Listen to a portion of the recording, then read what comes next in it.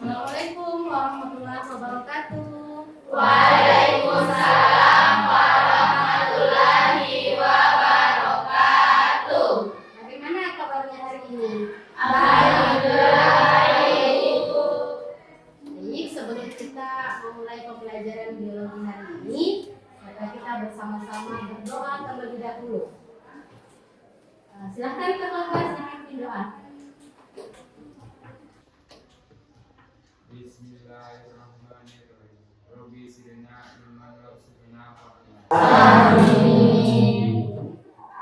Ada semua? Ada yang tidak hadir ke kelas?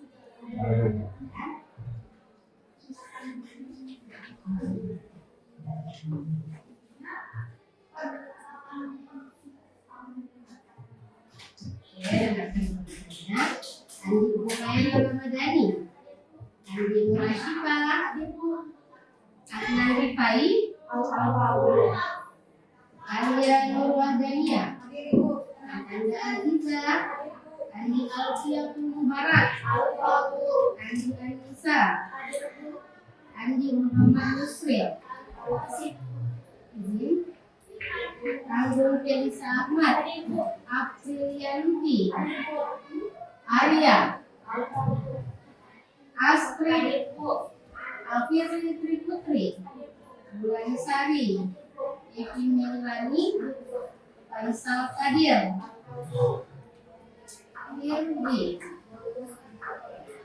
Buat Hairi, Sin Ainul Insani, Ika Aulia Sari, Zahra Ramadhani, Muhammad Amin, Muhammad Fahri, Muhammad Haika, Muhammad Awal, Nabila, Nurul Audi Fadila, Muhammad Faisyah, Fadil Muhammad, Adli, Siti Lahyani, Tono, Salsa Al-Zahra. Jadi minggu lalu, masih ingat pembelajaran minggu lalu?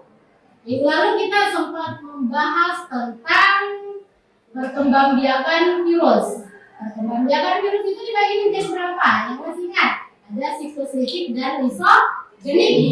Sikloslitik dan lisogenik. Jadi di sikloslitik ada 5 tahapan, dimulai dari penetrasi, dimulai dari fase penelitian, kemudian fase penetrasi, kemudian fase sintesis, kemudian pematangan dan lisis yang biasa disingkat dengan adisipelit. Adsorpsi, penetrasi, sintesis, pematangan dan lisis. Sementara yang masih ingat siklus isogenik, siapa yang masih ingat tahapannya?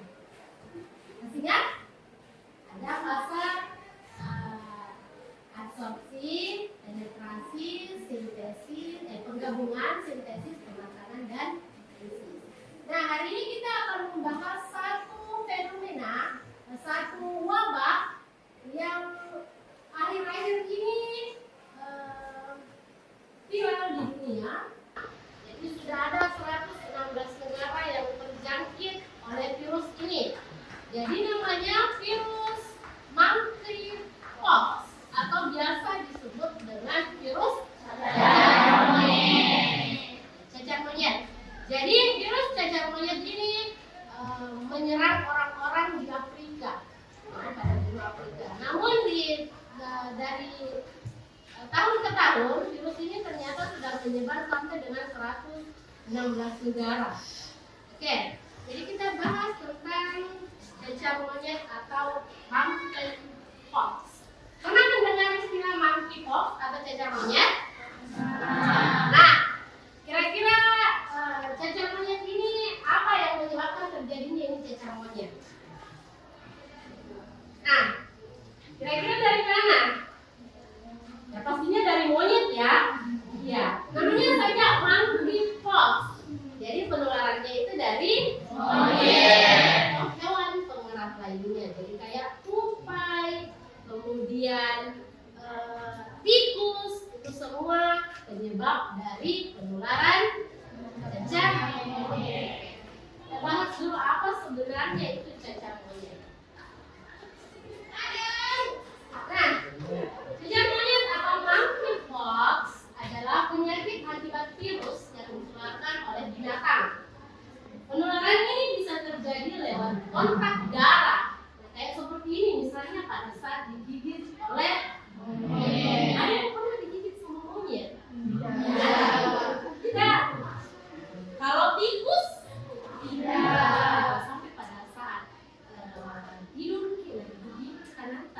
sih? Oke. Jadi ini bisa tertular melalui kontak dengan darah, kemudian cairan tubuh, kemudian lesi atau luka. Misalnya pada saat buang-buang pada kulit, itu dari binatang yang terinfeksi atau tertular dengan yang namanya virus. Kemudian penyebab dari cacar monyet ini adalah infeksi dari virus monkeypox. Jadi monkeypox ini adalah genus dari Orthopox virus. Kemudian virus ini bisa hidup di manusia maupun di hewan. Bisa pada manusia dan hewan. Tentunya kan di hewan itu ada monyet, lain. Jadi hewan-hewan pengerat seperti tikus juga. Oke, nah kita lanjut ke gejalanya. Oke, nih gejala-gejala awal pada monkeypox. Yang pertama, ada yang pernah demam tinggi? Demam tinggi, ada demam tinggi, kemudian sakit kepala, panas gigi, diare kotor, sakit tenggorokan dan batuk. pernah batuk-batuk? Pernah. Pernah tidak dari gejala-gejala ini pernah kalian alami? Pernah.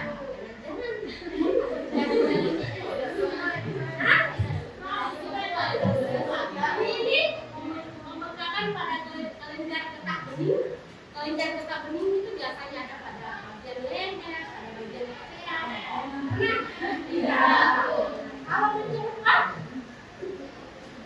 dua. Lesi, luka pada kulit. Belum. Jadi gambarnya tuh kayak gini tadi. Kayak ini. Pernah? Nah, bagaimana sebenarnya cara penularan dari virus monkeypox ini?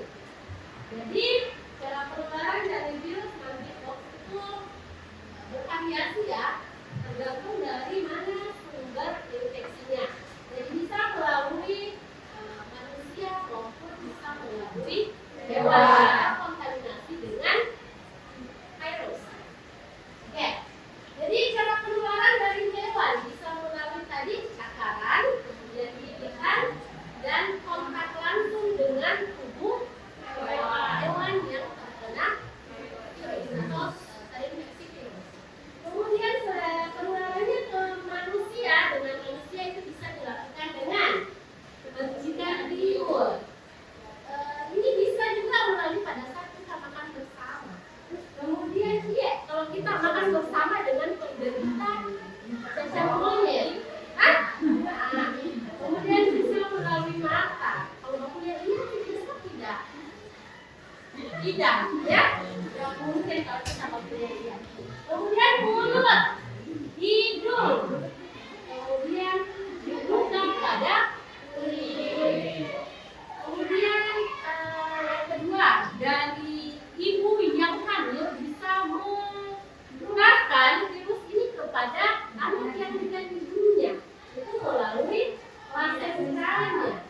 Kemudian yang ketiga, kontak langsung dengan luka. Kalau kita bersentuhan langsung dengan penderita monkeypox, itu bisa kita tertular. Kemudian apa lagi? Misalnya baju yang kita gunakan dengan orang yang sudah terjangkit dengan monkeypox, itu kita bisa terinfeksi atau itu tertular dengan penyakit monkeypox ini. Bisa dipahami? Bisa. Oke. Kemudian yang selanjutnya kita mau melihat bagaimana sebenarnya ini mpox bisa menjadi, bagaimana strukturnya ini mpox. Nah, Ibu sudah buat aplikasinya. Aplikasinya Ibu share di grup. Silahkan dibuka grupnya. Namun ini kita terlebih dahulu kerjakan secara berkelompok. Ada lomba kerja yang akan dibagikan itu untuk melihat bagaimana sebenarnya anatomi dari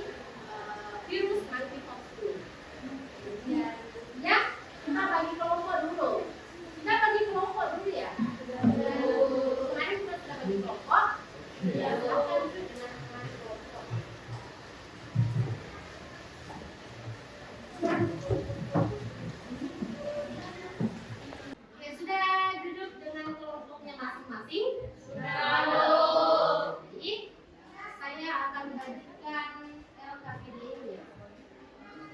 Kelompok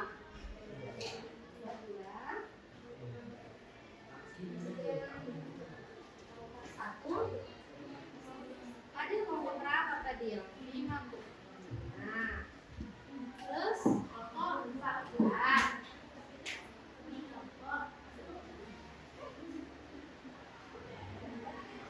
Nah, di aplikasi yang Ibu sudah share, itu di sana ada materi tentang mpox virus, bagaimana anatominya. Silakan dinonton terlebih dahulu medianya. Silakan dinonton terlebih dahulu medianya.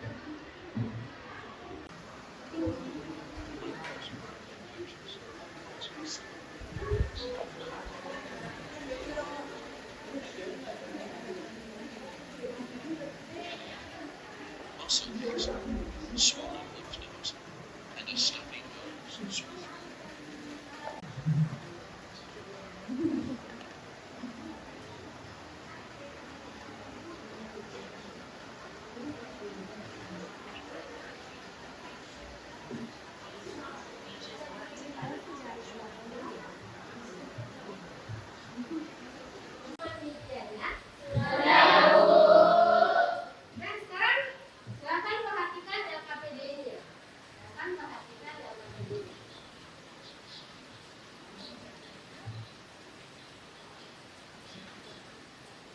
Oke. Di LKPD-nya di halaman 2, itu silakan kalian baca. Silakan baca.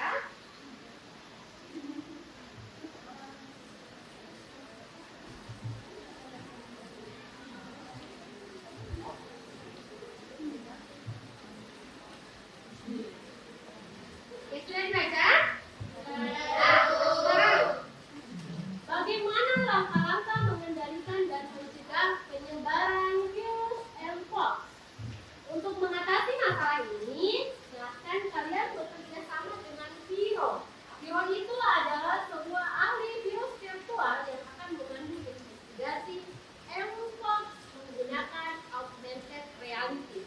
Nah, di augmented reality ini adalah untuk memudahkan atau membantu kalian melihat gambar. Jadi kalian tinggal scan saja fotonya yang ada pada LKPD-nya, itu akan membantu kalian melihat bagaimana prosesnya, bagaimana anatomi dari monkeypox ini. Jadi nanti muncul kayak gambar 3 dimensi. Jadi augmented reality ini sangat membantu kalian melihat bagaimana bentuk nyata dari anatomi virus monkeypox ini. Oke, silakan di scan yang ada pada LKPD-nya. Apa bisa scan dari layar? Enggak. Sarti ada sarti. Sampai udah melatih.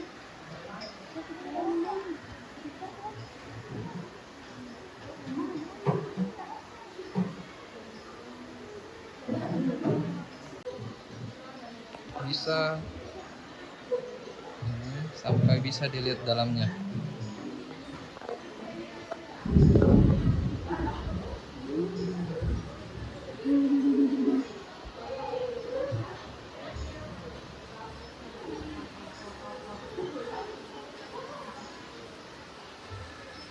Nyata, kelihatan nyata kan? Iya. Oke, silakan yang nanti.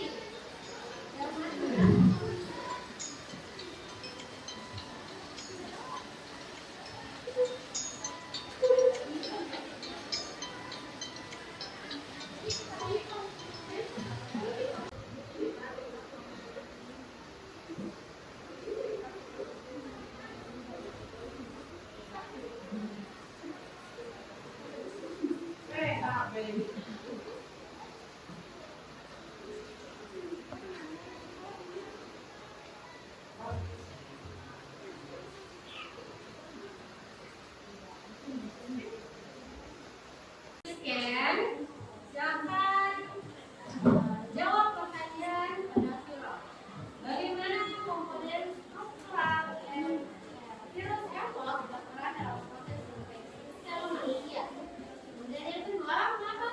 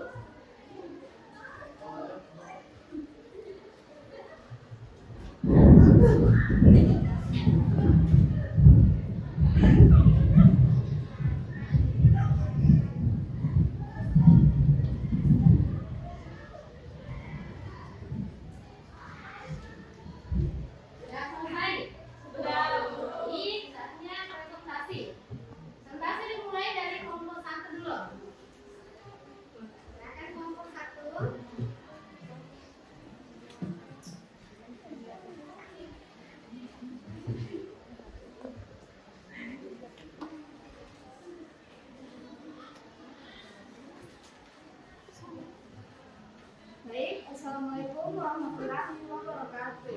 Waalaikumsalam warahmatullahi wabarakatuh. Terima kasih atas kesempatan yang telah diberikan kepada kelompok kami. Berdirinya saya di sini sebagai perwakilan kelompok saya untuk membacakan Hero Challenge 2, yaitu apa tahapan utama dalam siklus hidup virus Mpox dan apa yang terjadi di setiap tahapannya.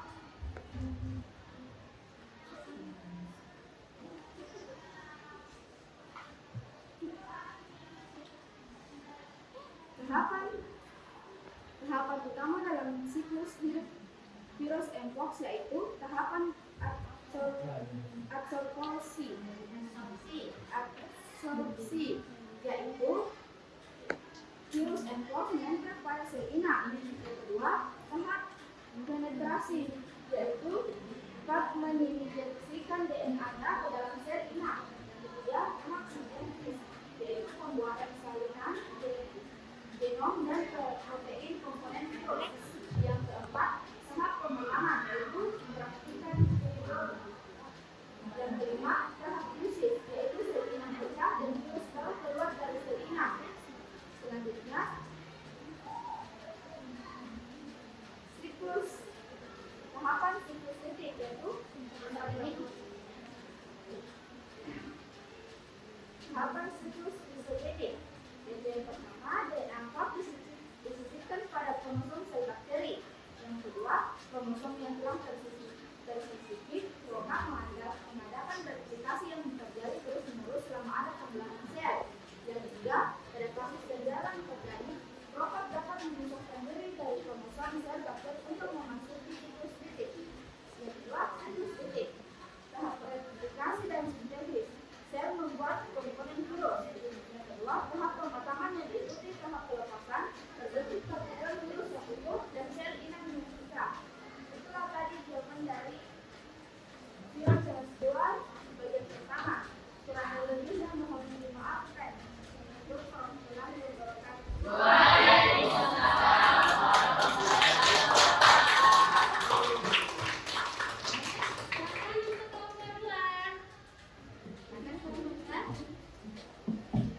Baik, assalamualaikum warahmatullahi wabarakatuh.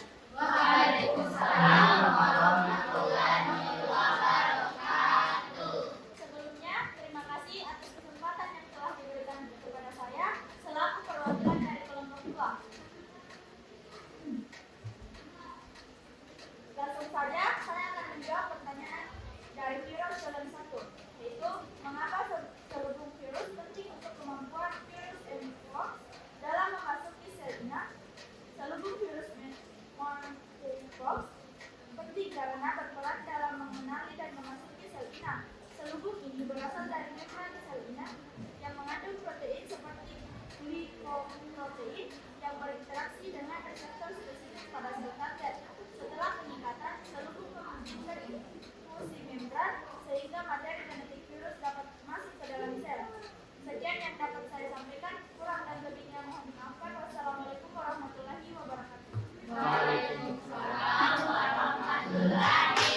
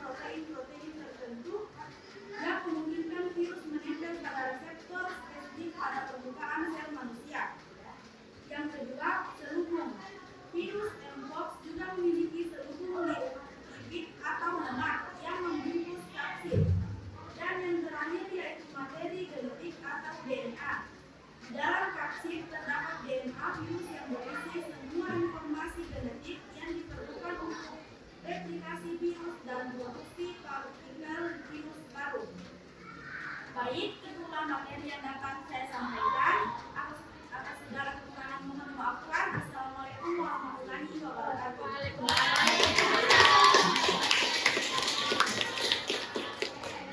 Kemudian kelompok 5 dan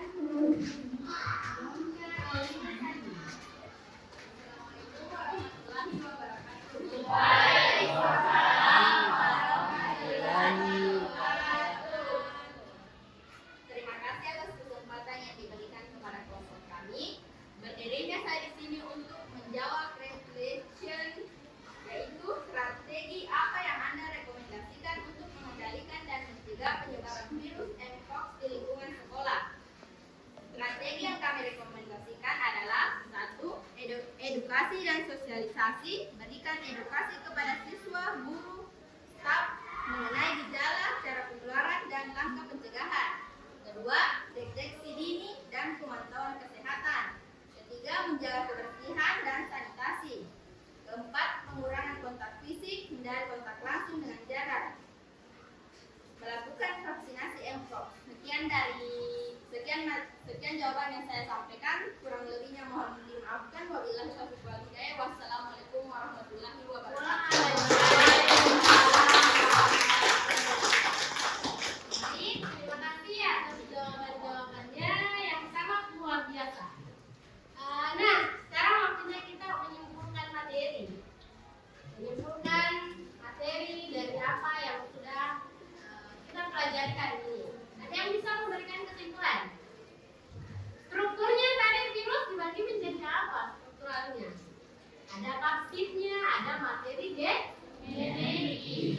Jadi struktur virus itu ada 3, ada bagian kepala, ada bagian leher, dan bagian ekor. Bagian kepala itu terdiri tadi yang disebutkan oleh temannya, dijelaskan oleh temannya. Ada bagian kapsid, kapsid atau bagian peluru protein. Inilah yang memberikan bentuk pada virus. Kemudian yang kedua ada materi genetiknya atau asam nukleatnya yang terdiri dari DNA atau RNA.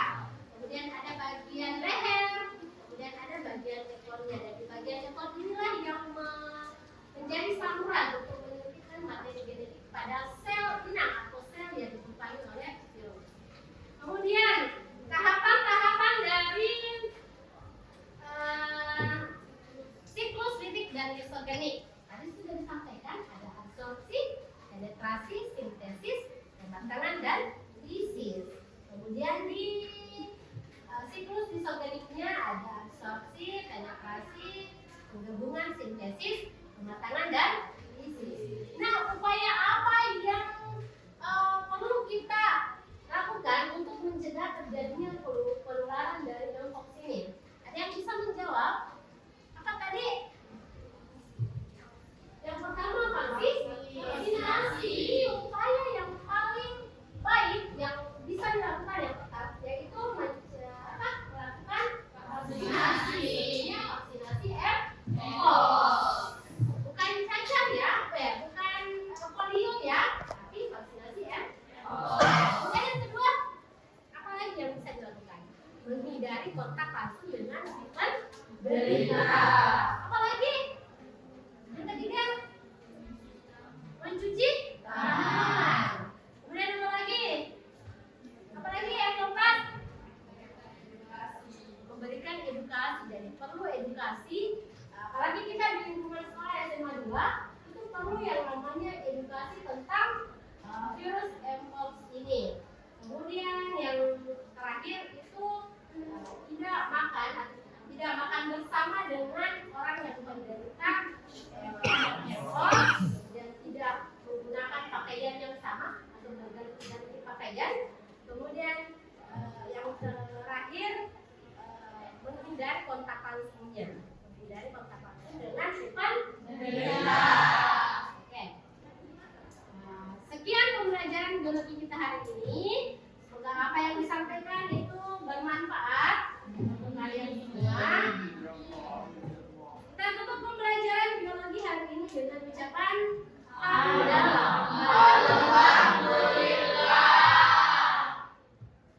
Menurut saya, Mpox merupakan aplikasi yang sangat menarik karena memiliki teknologi augmented reality yang sangat canggih dan memudahkan kita dalam memahami materi MVOC secara mendalam dan secara nyata melalui visualisasi 3 dimensi yang ada dalam aplikasi. Semoga aplikasi ini dapat diterapkan di materi yang lainnya. Sekian dari saya. Wassalamualaikum warahmatullahi wabarakatuh. Menurut saya, aplikasi ini sangat membantu dalam proses pembelajaran biologi karena media ini menggunakan augmented reality sehingga kita dapat melihat objek maya menjadi nyata dalam bentuk 3 dimensi secara langsung.